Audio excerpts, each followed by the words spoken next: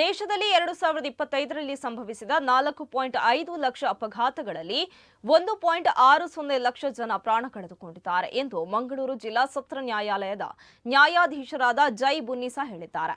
ಮಂಗಳೂರಿನಲ್ಲಿ ಆಯೋಜನೆಯಾದ ರಾಷ್ಟ್ರೀಯ ರಸ್ತೆ ಸುರಕ್ಷತಾ ಮಾಸಾಚರಣೆ ಕಾರ್ಯಕ್ರಮದಲ್ಲಿ ಮಾತನಾಡಿದ ಅವರು, ಮೃತರಲ್ಲಿ ಶೇಕಡಾ 55ರಷ್ಟು ಮಂದಿ 18 ವರ್ಷದಿಂದ 35 ವರ್ಷದೊಳಗಿನವರು ಎಂಬುದು ಗಮನಾರ್ಹ ಎಂದರು. ಪಾನಮತ್ತರಾಗಿ ವಾಹನ ಚಲಾಯಿಸುವವರ ಸಂಖ್ಯೆ ಹೆಚ್ಚುತ್ತಿರುವ ಬಗ್ಗೆ ಅವರು ಕಳವಳ ವ್ಯಕ್ತಪಡಿಸಿದ್ದಾರೆ. ಇನ್ನು ಮಂಗಳೂರಿನಲ್ಲಿ 600ಕ್ಕೂ ಅಧಿಕ ಮಂದಿ ಪಾನಮತ್ತರಾಗಿ ವಾಹನ ಚಲಾಯಿಸಿರುವುದು ಪತ್ತೆಯಾಗಿದೆ.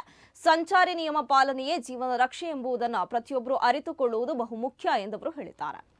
ಹೆಲ್ಮೆಟ್ HELMET ಹೆಚ್ ಅಂತಂದ್ರೆ ಅದರಲ್ಲಿ ಸುರಕ್ಷತೆ, ಒಂದೊಂದು ಅದರ ಪದದಲ್ಲೂ ಒಂದೊಂದು ಅಕ್ಷರದಲ್ಲೂ ನಮಗೆ ಅಲ್ಲಿ ಸುರಕ್ಷತೆಯ ಒಂದು ಸಂದೇಶವಿದೆ.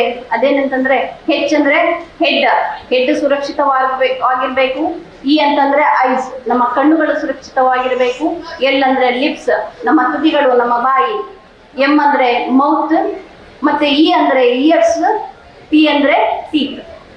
ಇವೆಲ್ಲವನ್ನು ಸುರಕ್ಷಿತವಾಗಿ ಇರುವಂತಹ ಒಂದು ಸಾಧನ ನಮ್ಮ ಈ ಹೆಲ್ಮೆಟ್. ಇದನ್ನ ಮಕ್ಕಳೇ ನೀವೆಲ್ಲ ಅರಿತುಕೊಳ್ಳಿ, ನಿಮ್ಮ ಮನೆಯವರಿಗೂ ತಿಳಿಸಿ, ನಿಮ್ಮ ಅಕ್ಕಪಕ್ಕದವರಿಗೂ ತಿಳಿಸಿ. ಹೆಲ್ಮೆಟ್ ಮಹತ್ವವನ್ನು ನಾವೆಲ್ಲ ತಿಳಿದುಕೊಳ್ಳಬೇಕು. ಅದೇ ರೀತಿ ಕಾರ್ನಲ್ಲಿ ಸಾಗುವಾಗ ಅಥವಾ 4 ಚಕ್ರದ ವಾಹನಗಳಲ್ಲಿ ಸಾಗುವಾಗ ಸೀಟ್ ಬೆಲ್ಟ್ ನ ಮಹತ್ವವನ್ನು ನಾವು ಅರಿತುಕೊಳ್ಬೇಕು.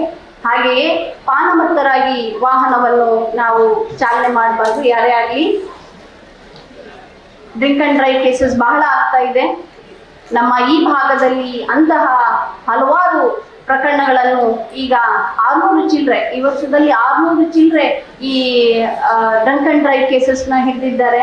ಅಂತಂದ್ರೆ ನಾವು ಎಷ್ಟು ಜನ ಈ ವಾಹನಗಳನ್ನು ಚಾಲನೆ ಮಾಡುವಾಗ ಮದ್ಯಪಾನ ಮಾಡಿ ಚಾಲನೆ ಮಾಡ್ತೀವೋ ಅಷ್ಟು ನಮ್ಮ ಜೀವಕ್ಕೆ